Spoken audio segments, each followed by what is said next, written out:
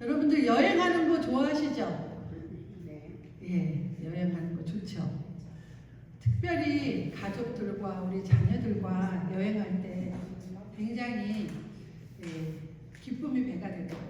그런데 여러분, 한국에서는 이런 말이 있대요. 자녀들과 여행할 때 하지 말아야 할 부모의 10계명이 있답니다. 궁금하시죠? 부모님들이 같이 여행 가서 조금 힘들면 아직 멀었냐? 야, 이거 왜 이렇게 음식이 다냐? 야, 이거 음식이 너무 짜! 아니, 겨우 이거 보러 놀러 왔어? 여기까지 왔어? 아니, 이게 아침이 이게 다야? 야, 이거 먹고 돈 아깝다. 이 돈이면 차라리 집에서 해먹는 게 낫겠다. 이거 무슨 맛으로 먹냐? 야, 이거 한국 돈으로 이게 얼마나치냐? 아, 역시 물이 제일 맛있다. 부모님들이 자녀들하고 여행 갔을 때 이런 불평들을 하신대요. 절대 해서는 안 돼. 10가지 금기어라고 합니다. 또 자식들이 하지 말아야 할 10계명도 있답니다. 아, 왜 이렇게 똑같은 거 물어보세요? 짜증낸답니다. 그리고 사진 다시 이쁘게 찍어달라고 얘기합니다. 외출 준비할 때 1시간 이상 금지 또 하면 안 된대요. 여행 가면서 하루 종일 휴대폰 하지 마 라고 또 잔소리. 맛집 줄서기 30분 이상 금지. 그 다음에 음식 나오면 사진 다 찍은 다음에 먹기 금지. 조금만 더 가면 돼 금지. 젊은이들이 쓰는 줄임말 쓰는 거 금지. 다시는 같이 여행 안 올 거야 금지. 엄마는 몰라도 돼요 라는 걸 금지랍니다. 조금 공감 가는 이야기들이 있죠. 네. 행복하게 추억을 만들려고 여행길에 나섰는데 이렇게 말씀드린 것처럼 이런 말들 때문에 추억은커녕 다툼만 하고 돌아오는 일들이 발생을 한다고 합니다.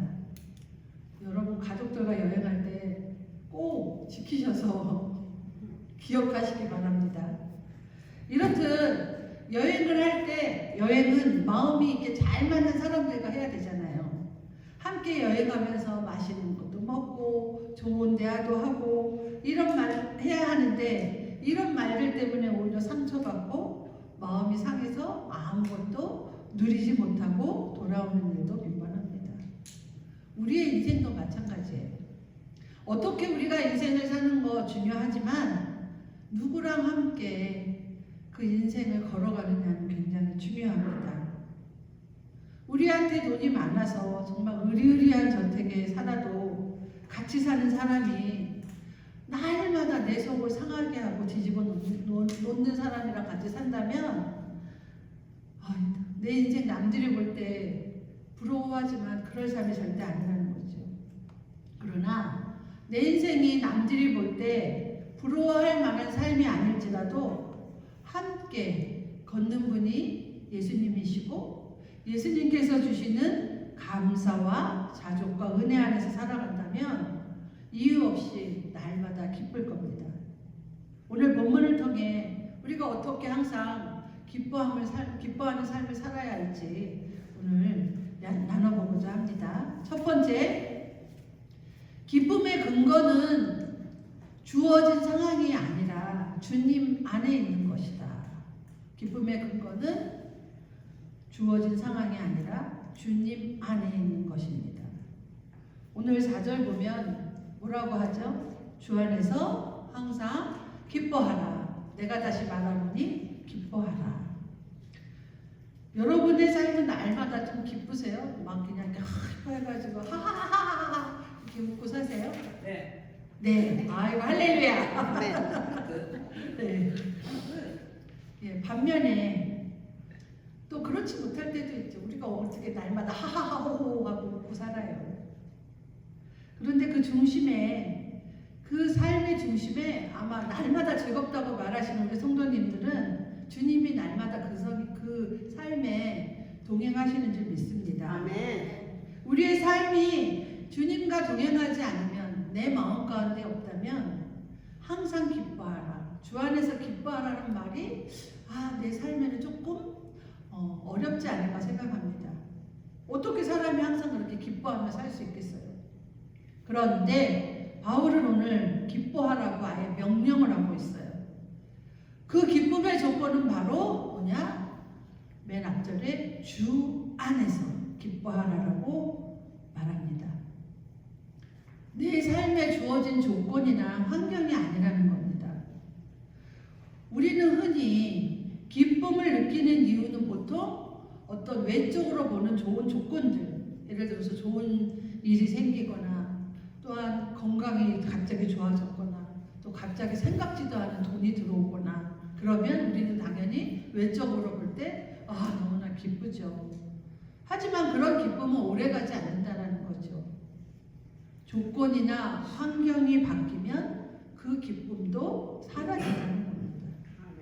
그런데 바울은 오늘 항상 기뻐하라라고 말합니다. 바울은 감옥 속에서도 고난 가운데에서도 병상 속에서도 눈물 속에서도 기뻐할 수 있는 이유 오직 하나. 4절 말씀 주 안에서 주님 안에 있기 때문에 기뻐하라라고 말을 합니다. 즉 우리가 주 안에 있다라는 말은 우리는 바로 예수님과 연합된 자라는 뜻이에요.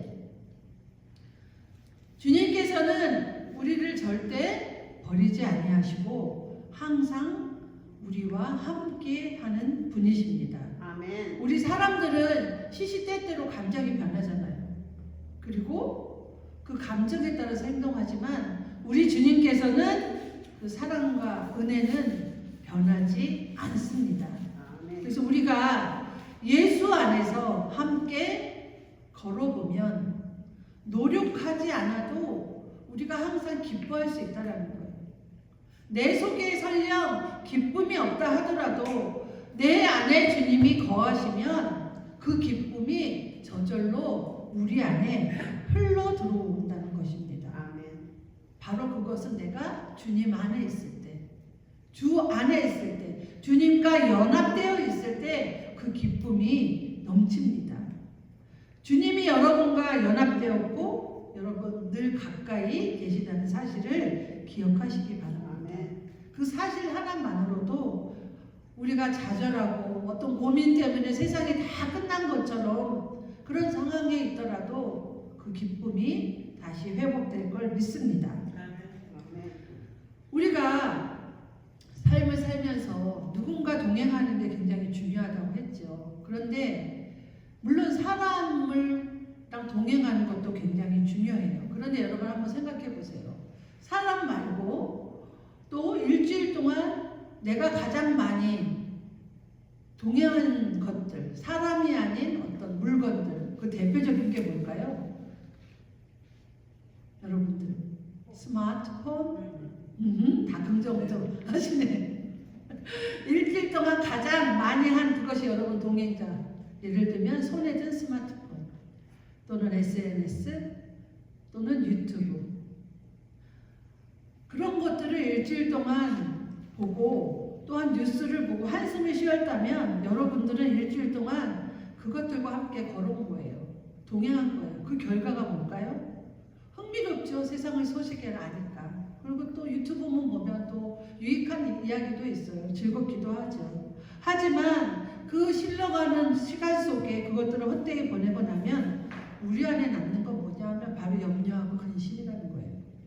그리고 때로는 다툼이 있기도 합니다. 일주일 동안 가장 많이 접한 게 여러분 삶에 주님이 아닌 세상의 것이 아닌지 이 시간 다시 생각해 보시기 바랍니다. 또한 여러분 일주일 동안 가장 많이 접한 사람이 누굴까요? 그분도 역시 사람도 역시 여러분과 동행하는 거예요. 좋은 사람 만나면 기쁨의 에너지가 나한테 오겠죠? 만약에 말끝마다 부정적인 말을 하는 사람을 만나면 그 부정적인 면이 나에게 어느새 파고든다는 거예요. 그래서 코로 웃는 사람이 된다는 거예요. 코로 웃는 건 뭐죠? 코스다. 비웃음이에요, 비웃음. 예, 비웃음을 치는 사람이 된다는 거예요. 웃는 사람을 만나면 하하하하 한박 웃음을 짓는다는 거예요. 우리 삶 가운데 혹여 여러분이 만나는 사람들 중에 부정적인 사람이 있다면 긍정으로 인도하시고 여러분들이 그런 분들이 돼야 된다는 거죠. 그래서 비웃음이 많은 사람을 만나면 그 비웃음을 한박 웃음으로 바꿔줄 수 있는 여러분이 되셔야 돼요. 그럴 때면 어떻게 돼야 돼? 내가 먼저 그런 사람이 돼야 되잖아요. 내가 주 안에서 변화되고 나의 삶의 모습을 변해줘야지 그분들이 보고 따라할 거 아니에요. 아, 역시 저 사람은 주님이 항상 저 속에 계시구나. 어려운 사람들 보면 아, 저 사람한테 뭘 좀 해주고 싶다. 화다닥 해갖고 달려가시는 분도 있어요. 몸은 힘들지만 그 섬기는 기쁨 속에서 늘 주님이 내 안에, 그분 안에 있기 때문에 감사함으로 기쁨으로 더 큰 기쁨이 섬기는 그 손길을 통해서 되돌아온다는 거죠. 아멘. 시편 73편 28절에 보면 하나님께 가까이함이 내게 복이다. 주님을 가까이하면 당연히 항상 기쁜데 어떻게 내 마음이 넓어지지 않을 수 있겠어요. 그러니까 조금만 이렇게 좀 거실릴 일이 있어도 그럴 수 있지. 그리고 이해하고 넘어갈 수 있다는 거예요. 우리가 주님을 날마다 가까이 모시고 걸어가면 그 삶에 기쁨이 찾아올 줄 믿습니다. 아멘. 그러려면 내 손에 들어있는 것이 뭐여야 된다? 말씀이어야 된다는 거. 그쵸, 말씀. 요새 뭐 꼭 성경책 아니래도 이렇게 스마트폰에 웹도 있고 언제든지 읽을 수 있어요. 말씀을 가까이 하는 삶이 돼야 된다는 거죠. 아멘. 그래서 그 말씀이 나에게 임할 때 내 안에 솟아나오는 기쁨과 또 그 기쁨으로 말미암아 내가 섬길 수 있는 사람들을 찾게 되고 도울 때 하나님께서 여러분의 삶을 더욱더 기쁨으로 가득 차게 하시고 축복하실 줄 믿습니다. 아멘. 두 번째, 너그럽게 용서하는 마음을 가지라. 5절 말씀 보면 너의 관용을 모든 사람에게 알게 하라. 주께서 가까우신다 라고 말합니다. 관용이라는 말 뜻은 굉장히 부드러운 거예요. 그리고 너그럽게 받아들일 수 있는 마음, 참을성 있는 태도가 바로 관용이에요. 그런데 이 관용을 언제 어떻게 나타내야 하냐 하면요, 모든 사람에게 내가 저 사람한테는 관용을 베풀고 이 사람한테는 나는 안 할 거야가 아니고 모든 사람한테 똑같게 관용을 베풀어야 된다는 거예요. 쉽지 않은 일이죠. 아니 나한테 정말 못되게 하는 사람, 나한테 좀 가시 박힌 말을 하는 사람들한테 어떻게 내가 그것들을 받아들일 수 있겠어요. 그래서 이 관용, 너그러운 마음, 용서하는 마음 이런 것들은 우리가 훈련해야 된다는 거예요. 내가 이런 말이 나올 때 주님 내 입술을 좀 붙잡아 주세요 라고 의식적으로 우리가 훈련해야 된다는 거죠. 오늘 또 말씀해 보면 주께서 가까우시니라 라고 요 뒤에 나옵니다. 여기서 가까우시라는 말은 우리가 시간적으로 보면 예수의 재림이 가까워왔다는 종말론적 메시지를 우리한테 보여줍니다. 그래서 우리가 종말론에서 이 다음에 우리의 다 끝이 있는데 우리는 더더욱 우리가 이 다음에 예수께서 재림하셔서 다 우리가 올라갈 텐데 들림받아 올라갈 텐데 우리가 그때 뭘 갖고 가겠어요? 그러니까 움켜쥐고 살지 말라는 거죠. 베풀고 나누고 관용을 베푸는 삶을 살아야 된다는 거죠. 또 공간적인 의미로 보면 우리 곁에 주님께서는 내 안에 계신다. 즉 현재 임재하고 계신다는 거죠. 그러니까 주님이 항상 내 안에 계시니 두려움이 없다는 거죠. 현재 내 삶에 깊숙이 관여하고 계시고 터치하고 계시고 말씀하고 계시기 때문에 우리 안에 그런 관용을 베풀며 살아가라는 주님의 말씀입니다. 우리가 어떻게 우리의 감정을 컨트롤하고 살 수 있겠어요? 물론 화를 날 때 화를 낼 수도 있겠죠.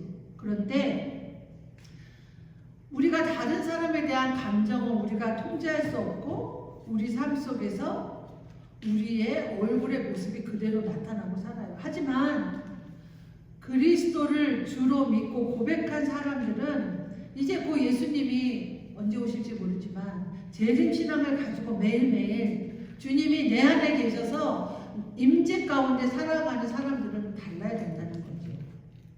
말씀드렸듯이 주님이 오실 때 우리가 거머쥔 것들 어떻게 가져갈 수 있어요? 그냥 물 빠져 나가도 다 이렇게 사라질 텐데 우리가 무언가를 움켜쥐고 산다면 어떻게 주님 앞에 우리가 가겠어요? 또 우리가 누군가를 향한 용서하지 못하는 마음을 갖고 어떻게 주님 앞에 가겠어요? 여러분, 재림신앙은 예수께서는 초림으로 오셨을 때는 구세주로 우리를 구원주로 오셨고 재림하실 때는 심판주로 오신다고 말씀합니다. 재림은 인류 역사 끝에 일어나는 일이고요. 이것이 완성될 때 구속사역이 완성이 됩니다.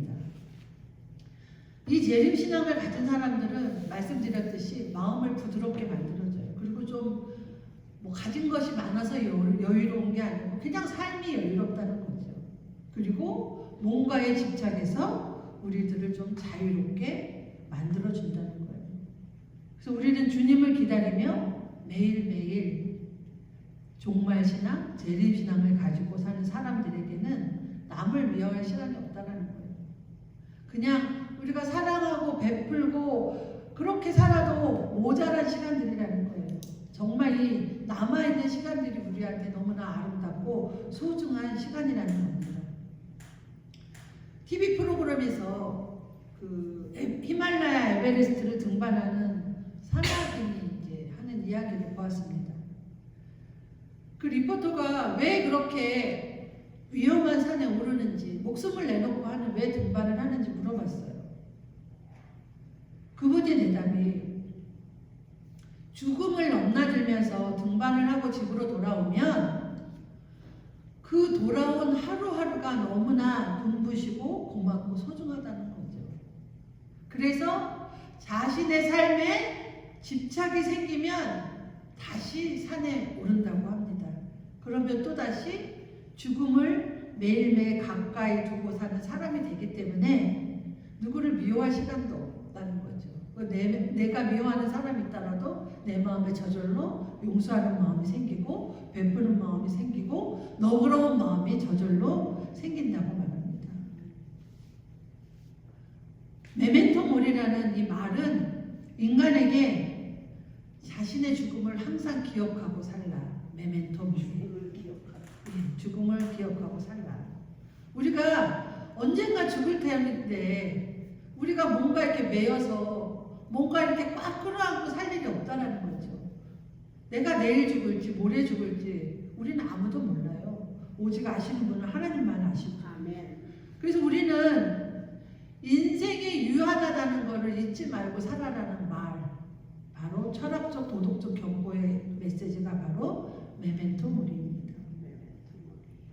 주님이 언제라도 오실 믿음으로 우리가 준비하고 기다리는 사람은 세상 근심 걱정 혼자 다 짊어진 사람처럼 살지 않는다는 거죠. 즐겁게 살아야 된다는 거예요. 기쁘게 살아야 된다는 거예요. 아멘. 하루하루도 버림없이 눈부시고 정말 찬란하게 살아야 된다는 겁니다. 그래서 바울도 오늘 얘기합니다. 나는 매일매일 죽노라 라고 말하고 있습니다. 아니 정말 매일매일 스스로에게 나는 죽을 사람이야 사형 선고를 내리고 사는 사람들이 하루하루를 어떻게 헛되이 보내겠어요. 정말 값어치 있게 마지막 날처럼 살아가는데 우리가 누구를 미워하거나 뭘 움켜쥐고 살겠어요. 용서하지 못할 사람이 어디 있겠어요. 관용을 베풀지 못할 사람이 어디 있겠어요.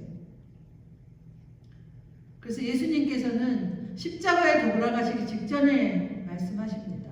아버지 저들의 죄를 용서하여 주소서라고 십자가에 달려 돌아가십니다.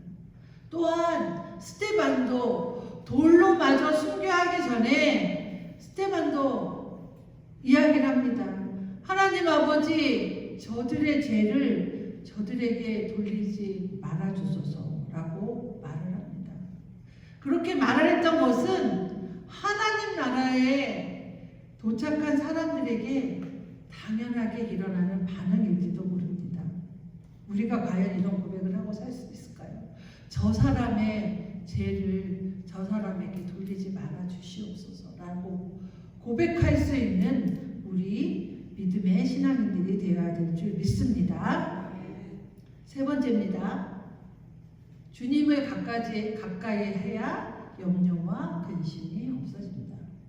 개인적으로 그 빌립보서 4장 6절에서 7절 말씀은 제가 개인적으로 굉장히 좋아하는 구절입니다. 그래서 아무것도 염려하지 말고 다만 모든 일에 기도와 간구로 너희 구할 것을 감사함으로 하나님께 아뢰라.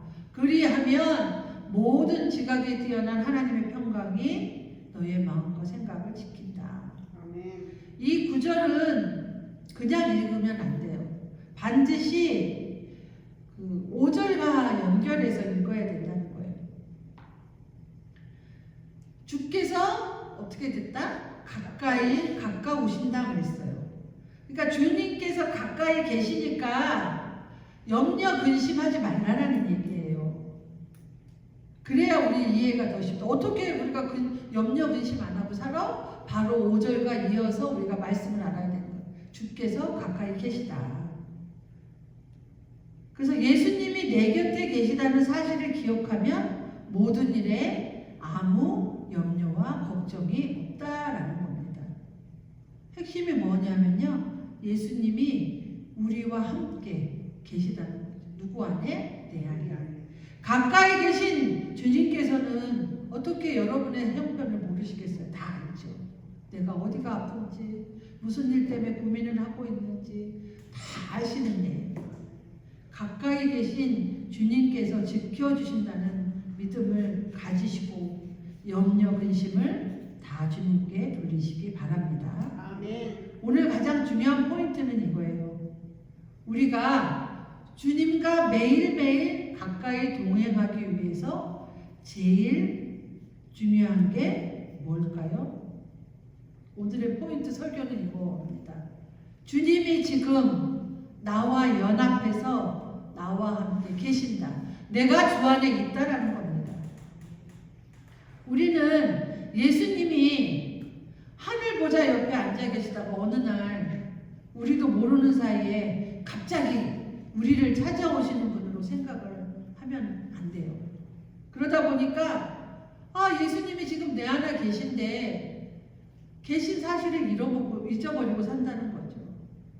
예수님께서 마지막에 오시는 것은 재림하실 때는 육체를 입고 오시는 것이고 지금은 우리와 동행하시는 것은 영으로 성령으로 우리와 함께 하시다는 거예요. 그리고 우리가 기도할 때 우리한테 생각나게 하여 주시고 때가 또한 우리의 영으로 말씀해 주시면 내가 여기 가서 이것들을 해야 되고 여기 가서 이 사람을 위해서 기도해야 되고 항상 우리가 그래서 영적으로 분별력이 있는 사람들이 돼야 된다는 거예요. 아멘. 그러려면 그 주시는 영적인 분별력을 가지려면 정말 말씀 안에서 기도 안에서 우리가 그걸 깨달아야 된다는 거죠. 여러분 예수님은 저 멀리 숨어 계시다가 주님 도와주세요 그러면 우리한테 달려오시는 분이 아니에요. 예수님은 우리가 예수님을 믿는 그날부터 우리와 항상 함께 계신다는 거죠. 아멘. 그것을 보는 눈이 열려야 된다는 거예요. 우리 안에. 어떻게 열릴까요? 기도해야죠. 기도해야지 영으로 우리에게 무엇을 말씀하시는지, 내가 저 사람을 위해서 뭘 해줘야 되는지, 내가 저 사람을 위해서 어떤 기도를 해야 되는지, 그런 영의 분별력, 영의 눈이 열려야 된다는 거죠. 아멘. 그러려면 우리의 기도가 하나님과 올곧게 규칙적으로 내가 어려운 일이 있어서 하나님 도와주세요 라고 기도하는 것이 아니라 날마다 시간을 정하고 때를 정해서 하나님께 기도하셔야 된다는 거예요. 기도하면 당연히 주님께서 우리의 염려를 맡길 수 있고 하나님께서 응답하시는 역사가 있습니다. 그것이 바로 하나님이 우리에게 주시는 평강입니다. 아멘. 모든 지각에 뛰어나다라는 여기 말이 여기서 나오는데 이거는 우리의 인간의 이성이나 논리를 초월한 하나님이 주시는 평안이라는 뜻이에요. 우리가 어떤 일을 당할 때 여러분 마음이 막 볶아쳐요. 어찌할 수 없어요. 그럴 때 제일 우리한테 필요한 게 뭔지 아시죠? 예, 기도하면서 하나님께서 주신 우리가 평안을 우리가 맛봐야 된다는 거죠. 내 속에서 막 볶이는 일이 있어요. 근데 그 볶이는 일을 내 스스로 할 수 없어요. 왜? 내가 지고 있기 때문에. 그거를 놓을 때, 그거를 놓을 수 있도록 하나님께 우리가 기도할 때 그 평안이 우리한테 임할 줄 믿습니다. 그 평안이 우리의 마음과 생각을 지킬 줄 믿습니다.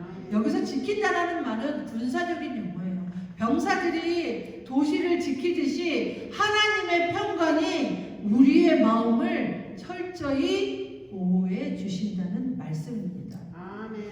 예수님께서는 마태복음 28장 20절에 이런 말씀을 하십니다. 내가 세상 끝날까지 너희와 항상 함께 있으리라. 이 사실을 기억하시면 날마다 이 사실을 기억하시면서 내 안에 기쁨이 사라질 때 이 말씀을 읽고 기쁨이 회복되는 여러분이 되시기 바랍니다. 예수님은 절대 우리 곁을 떠나지 않으세요. 우리가 세상 일로 때로는 다른 일로 바빠서 우리가 주님을 잃어버리는 것이지 주님께서는 여전히 우리 안에 우리에게 기쁨과 평안을 주시기 원하시는 분입니다. 근데 때로는 우리의 기도에 응답이 안 될 때 주님께서는 나를 사랑하지 않나 보다. 아니 저 사람은 왜 기도에 응답해 주시고 나는 왜 내 기도에 응답해 주시지 않지? 왜 나한테는 왜 거리를 두고 왜 빨리 응답을 안 주시지라고 느낄 수도 있어요. 예수님과 더 친한 사람이 있는 것 같고 나한테는 나하고는 친하지 않은 것 같은 마음이 들 때도 있어요. 그 이유가 뭔지 아세요? 예수님이 우리 곁에 계신 거는 맞지만 친하게 지내지 않아서 그래요. 친하게 지내지 않는다면 결국 기도하지 않는다는 거죠. 친하게 지내시려면 기도하셔야 돼요. 우리가 긴 시간 기도할 수 없더라도 짧은 시간이라도 아침에 눈을 뜨자마자 내가 오늘 바쁜 일로 어디 가야 해야 될 일 많지만 그냥 침대에 앉아서 하나님 오늘 하루도 하나님의 인도하심 속에 지켜주세요. 그렇게 그냥 침대에서 앉아서라도 잠깐이라도 기도하셔야 된다는 거죠. 여러분 친구하고 친해지려면 대화를 많이 해야지 그 사람이 어떤 사람인지 알잖아요. 마찬가지 우리도 예수님과 친해지려면 기도하셔야 됩니다. 이사야 55장 6절에 보면 너희는 여호와를 만날 때 찾으라. 가까이 계실 때 그를 부르라. 또 잠언 8장 17절에 보면 나를 사랑하는 자들이 나의 사랑을 입으며 나를 간절히 찾는 자가 나를 만날 것이다. 예수님과 어색한 동행하지 마세요. 말씀처럼 가까이 계실 때 부르시고 친밀한 관계를 유지하시길 바랍니다. 여러분 삶 속에 현재 예수님이 지금 나와 함께 계심을 믿으십니까? 그렇다면 오늘 말씀처럼 아무것도 염려하지 말고 여러분의 필요를 주님께 아뢰십시오. 그러면 주님이 듣고 계시고 해결해 주실 능력도 있으신 분이 바로 주님이십니다. 예수님이 함께 계신다는 생각으로만 믿지 말고 실제로 나와 동행하시는 분임을 믿으시기 바랍니다. 예수님께서는 제자들을 보시면서 내가 너희를 고아와 같이 버려두지 않겠다라고 또 약속의 말씀을 하십니다. 그 약속이 제자들에게도 이루어졌고 지금 우리에게도 이루어질 수 있는 약속의 말씀임을 기억하시기 바랍니다. 아까 우리 예배 시작하기 전에 예수 늘 함께 하시라는 찬양을 있어요. 여러분 잘 모르시겠지 가사가 너무너무 그냥 좋아서 제가 오늘 예배 후 찬양곡으로 선택을 했는데 이 찬양은 그 한국의 마커스라는 유명한 찬양 사역팀이 있는데 거기에 리더인 소진영 자매라고 이따가 이제 나올 근데 그 리더가 소진영 자매가 혈액암을 선고받았답니다. 그래서 매일매일 죽음 앞에서 주님을 붙잡으며 본인이 지은 노래가 바로 예수 늘 함께 하시라는 찬양입니다. 그 찬양의 내용은 이렇습니다. 고단한 인생길 힘겨운 오늘도 예수 내 마음 아시네. 지나간 아픔도 마주할 세상도 예수 내 마음 아시네. 믿음에 눈들어 주를 보리 이 또한 지나가리라. 주어진 내 삶의 시간 속에 주의 뜻 알게 하소서.